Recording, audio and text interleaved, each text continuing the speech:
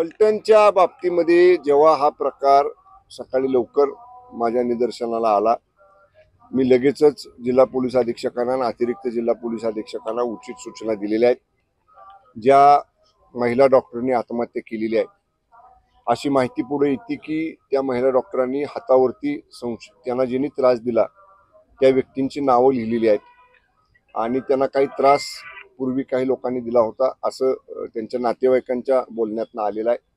आम्ही गुन्हा दाखल केलेला आहे आणि एक चांगली सिनियर एसडीपीओ दर्जाचे महिला अधिकारी तिथले सगळे पुरावे ताब्यात घेण्यासाठी सकाळीच आम्ही रवाना केलेले आहेत। त्या महिला अधिकाऱ्यांनी त्यांचं कामही सुरू केलेलं आहे। बरेचसे पुरावे त्यांनी हस्तगत केलेले आहेत।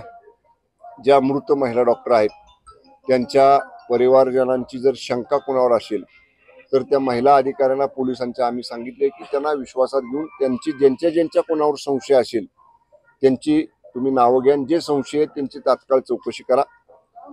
जे आरोपींची प्रमुख नावं आली ते आरोपी मी तिथल्या अधिकाऱ्यांशी बोललो, ते फरार आहेत।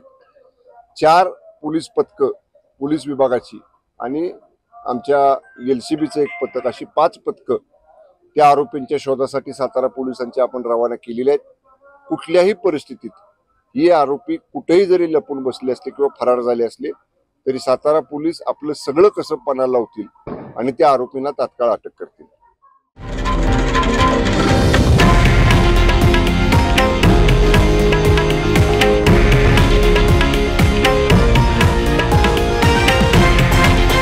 हे आहे देशातील नंबर 1 न्यूज नेटवर्क आणि आपण पाहत आहात TV9 मराठी, एकमेव।